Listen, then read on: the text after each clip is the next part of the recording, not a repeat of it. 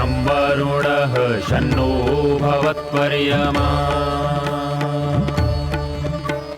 शन्न इन्द्रो बृहस्पतिः शन्नो विष्णुरुक्रमः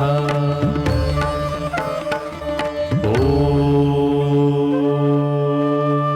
शान्ति शान्ति शान्तिः।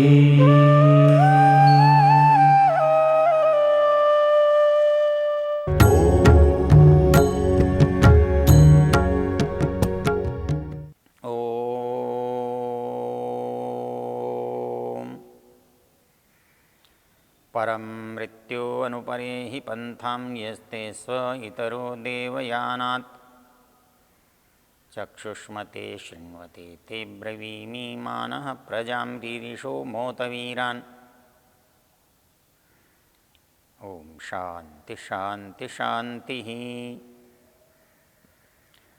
इस वेद ज्ञान की चर्चा के प्रसंग में हम ऋग्वेद के 10वें मंडल के 18वें सूक्त पर विचार कर रहे हैं। ये सूक्त हमारा मृत्यु सूक्त कहलाता है। इसका ऋषि यामायनः, इसका देवता मृत्यु और इसका छंद त्रिष्टुप है। इसमें मृत्यु के निवारण के बारे में चर्चा की गई है। उस मृत्यु पर हमने बहुत प्रकार से पीछे विचार किया है और हमारे शास्त्रों में इसको अनेक स्थानों पर अनेक तरीके से देखा है। पिछले प्रसंग में हमने उसको 2 भागों में बांट कर देखा था। यजुर्वेद के एक मंत्र में वायुरनिलम अमृतम अथेदम भस्मांतम शरीरम, इसमें हमने बताया था कि भाई एक आत्मा है, एक शरीर है। शरीर के साथ मनुष्य के क्या कर्तव्य हैं वो भस्मांतम से प्रकट किए थे। वायुरनिलम अमृतम, यह उसकी गतिशीलता, निरंतरता, सत्यता को बताने वाले थे। और जब हम मृत्यु के काल में खड़े हैं तो उस समय हमारे करने का, होने का क्या उपाय है, क्या परिस्थिति है, क्या दृश्य है, वो हमने अगले 3 शब्दों में देखा था। ओम क्रतोस्मर, ओम क्लीबे स्मर, ओम कृतम स्मर। इसमें हमने एक बात बहुत स्वाभाविक रूप से देखी थी। हम सामान्य रूप अर्थ करते हुए मंत्र का अर्थ कर लेते हैं, भाई ऐसा करो बोला है, ऐसा करो बोला है, ऐसा करो बोला है। लेकिन हम जानते हैं कि वेद का जो अर्थ है वो त्रैकालिक है। सर्वविध जो उसमें अभिव्यक्ति है निहित है। इसलिए कृतम स्मर, कृतोस्मर, क्लीबे स्मर का अभिप्राय जो उस समय की होने वाली परिस्थिति है, हो रही है, घटित है, घटित होनी चाहिए, उसके बारे में चर्चा बताई थी। यहाँ पर स्पष्ट था, एक शब्द से 3 बातें अलग अलग आ रही हैं समझ में, कि मैं जो कर्म कर रहा हूँ वो कर्म तो मैंने अपनी इच्छा से अवश्य किए हैं। तो कर्म की एक अनिवार्य चीज़ है फल। मैं कुछ भी करता हूँ उसका परिणाम होता है। देर से होता है, जल्दी होता है, थोड़ा होता है, अधिक होता है, एक बार में होता है, 1000 बार में होता है। लेकिन संसार में कोई भी क्रिया कुछ न कुछ परिणाम अवश्य देती। तो जब मैंने संसार में कुछ भी किया है तो उसके साथ एक अनिवार्य चीज़ जुड़ जाएगी, उसका फल अवश्य होगा। और मैंने जो किया है उसको अपनी इच्छा से मैं अलग अलग भागों में बांटूं, भाग में तो बांट ही जाएंगे, क्योंकि एक कर्म दूसरे से मेल नहीं खाता। तो एक को मैं अच्छा कहता हूं तो दूसरा अपने आप बुरा हो जाता है, क्योंकि दोनों एक से नहीं हैं, दोनों को एक तरह से मैंने किया नहीं है। तो दोनों का परिणाम भी एक जैसा नहीं हो सकता। तो जो मैंने कर्म किए हैं उनका दोनों का परिणाम एक जैसा नहीं हो सकता। तो जो काम मैंने अच्छा समझ के किया है और अच्छा समझा जाता है, उसका जो परिणाम सुख रूप होता है वो उसके विपरीत कर्म का नहीं हो सकता, क्योंकि इस कर्म का ये परिणाम है, ये निश्चित है। इस रास्ते को चलकर मैं यहाँ पहुँचूँगा, ये अनिवार्य है।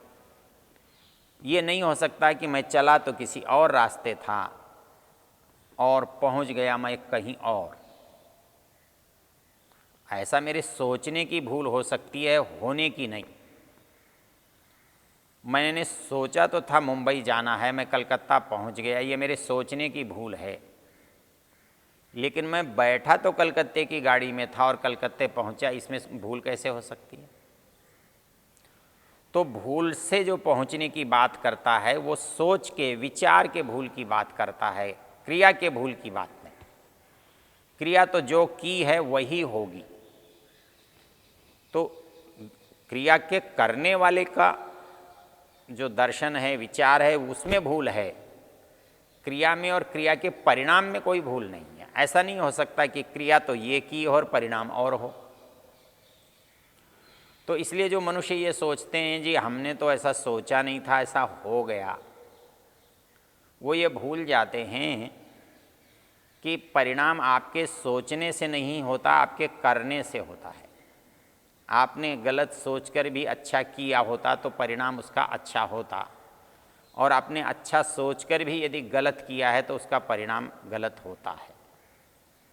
तो ये जो गलती परिणाम की हुई है, तो यदि मैंने अच्छा किया है तो अच्छा होगा, तो बुरा किया है तो स्वाभाविक रूप से बुरा होगा।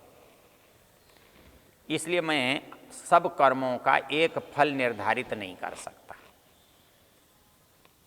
मेरे कर्म अलग अलग हैं तो उनका फल भी अलग अलग होगा। मेरे फल सुख के हैं तो कर्म अपने आप सुख के कहलाएंगे, और मेरे कर्म से मुझे दुख मिल रहा है तो मेरे कर्म दुख का कारण कहलाएंगे। तो ये जो फल की और कर्म की अनिवार्यता है, ये नियम सिद्ध है, व्यवस्था सिद्ध है। इसलिए मैं इससे बच नहीं पाता, मैं इससे बच नहीं सकता। मैंने जैसा भी कर्म किया है मुझे वैसा ही फल मिलेगा। तो ये फल अवश्य मिलेगा, इसमें विकल्प नहीं है। ये व्यवस्था मेरे हाथ में नहीं है, मैं इसको बदल नहीं सकता। तो कर्म का फल अनिवार्य है। तो कर्म पहले है और फल बाद में है, क्योंकि कर्म का परिणाम है फल। आप पेड़ लगाते हो, उसके बाद उसमें फल आता है। ऐसा तो नहीं हो सकता कि फल पहले आ जाए और पेड़ बाद में लगे, क्योंकि फल पेड़ का परिणाम है। तो इसलिए जब मृत्यु की बात होती है तो वो जो परिणाम हमारे पास अवश्य होगा, वो जिन कामों को आपने सुख से जोड़ रखा है और या जिन कामों को आपने दुख से जोड़ रखा है, उस अनिवार्य व्यवस्था के कारण आपको एक सुविधा मिली हुई है कि जिन कामों से आपको सुख मिलता है आप उन कामों को बार बार कर सकते हो, अनेक बार कर सकते हो। तो उसका परिणाम भी उतनी ही बार मिलेगा आपको, उतनी ही मात्रा में मिलेगा, उतना ही अधिक मिलेगा। और विपरीत करेंगे तो उसका उतना ही विपरीत होगा। तो कर्म और कर्म फल, इसमें ऐसी स्वतंत्रता है जैसे आप बाजार में जा रहे हैं और आपको ये नहीं है कि बाजार में सामान की, वस्तुओं की कोई कमी है। बाजार में तो वस्तु बहुत हैं, असंख्य रखी हुई हैं, लेकिन मैं आवश्यकता की वस्तु का चुनाव करता हूँ उसी वस्तु का मूल्य देता हूँ, मुझे वही वस्तु प्राप्त होती है। वैसे ही संसार की स्थिति है। संसार में भी जब मैं कभी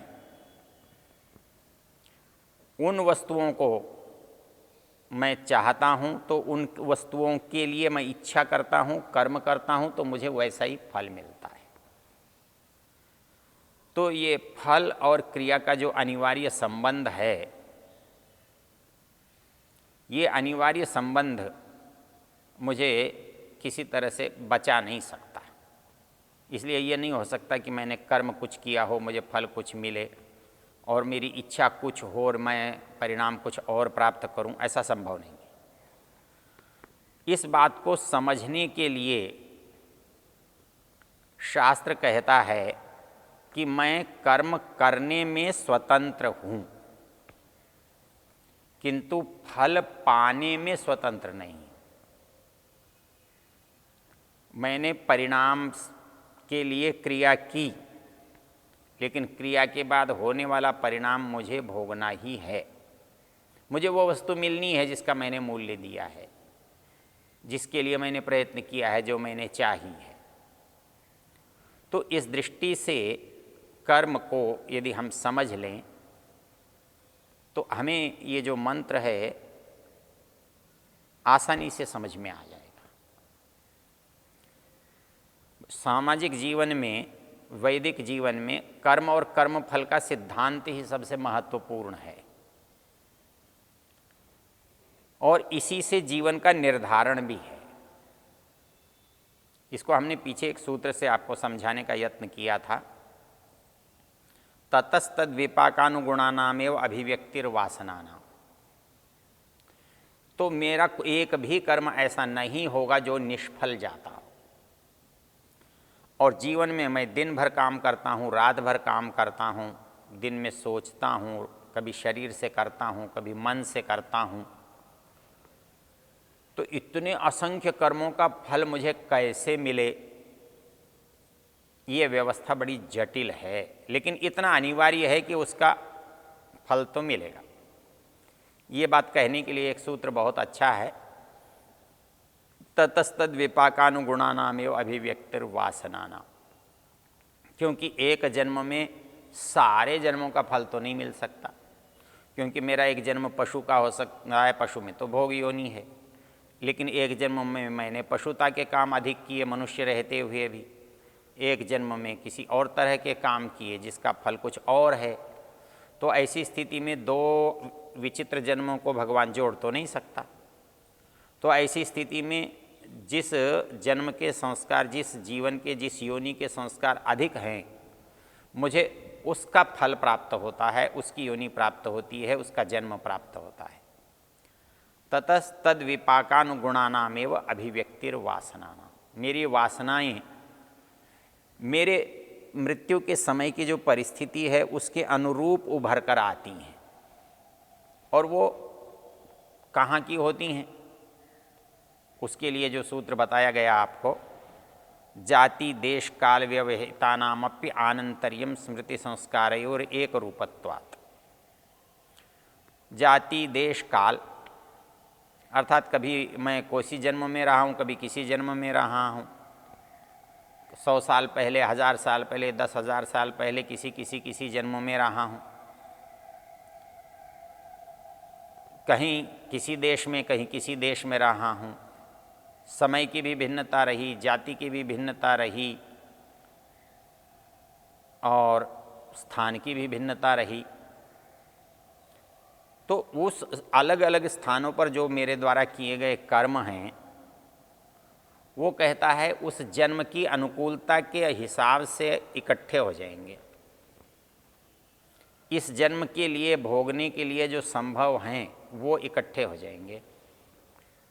तो ये दोनों तरह से मनुष्य जीवन में उनका भोग होना है तो उसके अनुसार मेरा जीवन कैसा हो ये हो जाएगा, या केवल भोग योनि में मुझे जाना है तो किस योनि के अनुसार मेरे कर्म हैं उसमें जाने का प्रबंध हो जाएगा।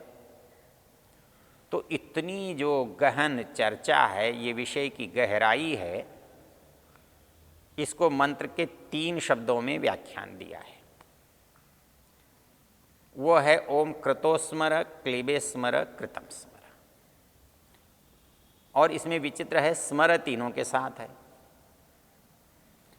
अर्थात मुझे तीनों का ही ध्यान रखना है, तीनों का ही स्मरण रखना है, तीनों की जानकारी रखना है। कृतम स्मर अर्थात वहाँ वो सब स्मृति में आना ही है। क्लीबे स्मर सामर्थ्य के लिए स्मरण करना है, और उस व्यवस्थापक को स्मरण करना है। अर्थात जब मैं विवश होता हूँ,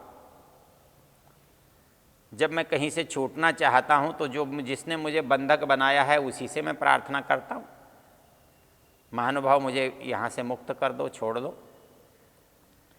तो यदि मुझे मुक्त होना है तो भी उसको स्मरण करना होगा, मुझे उससे कुछ प्राप्त करना है तो भी मुझे उसको स्मरण करना होगा। तो शास्त्र कहता है कि जब मृत्यु की परिस्थिति मनुष्य के सामने होती है तो कई बार लोग कहते हैं जी मुझे वो दिखाई दिया, ये दिखाई दिया। वो और कुछ नहीं है, वो जो मृत्यु के समय की होने वाली परिस्थिति है वो कैसी होती है उसका एक चित्र होता है, जिसको शास्त्रकारों ने समझाया है कि आपको ऐसा ऐसा ऐसा अनुभव होता है। इसलिए कुछ लोग बता सकते हैं, बताते हैं कि मृत्यु के समय में ऐसा अनुभव हुआ। तो ये जो अनुभव है उसको यदि आप व्याख्या में डालेंगे, उसकी उचित व्याख्या करेंगे, तो ये जो तीनों शब्द हैं ये हमारी समझ में आएंगे। और यही जो हैं, जो मंत्र का मूल जो प्रयोजन है, इतरो देवयानात्, अर्थात जब हमारी मृत्यु हुई है हमारा देवयान का मार्ग कौन सा होगा और पितृयान का मार्ग कौन सा होगा। मृत्यु के समय हम देवयान के द्वार पर खड़े हैं तो हमारी जन्म मरण की आवृत्ति से हमारा छुटकारा मिल जाएगा, हम हट जाएंगे। लेकिन यदि हम इतरो देवयानात् पितृयान के मार्ग पर खड़े हैं तो वापस हम जन्म मरण के चक्र में आएंगे। इसको कहता है अयम लोकः, ये तीसरा लोक होता है जायस्व म्रियस्व, पैदा हो जा मर जा, पैदा हो जा मर जा। तो ये जो इन 3 लोकों की जो परिस्थिति है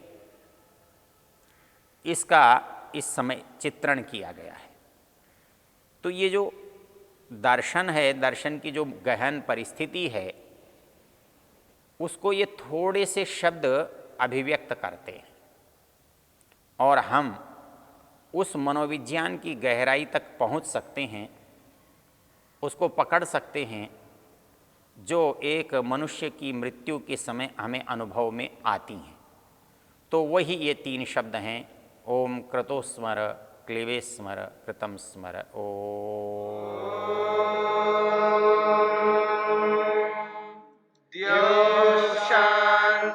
शांतिरंतरिक्षं शांतिर्पृथिवी शांतिरापः शांतिरोषधयः शांतिः वनस्पतयः शांतिर्विश्वे देवा शांतिर्ब्रह्म शांति सर्वं शांति शांतिरेव शांति क्षमा शांतिरेधि। ओम शांति शांति शांति।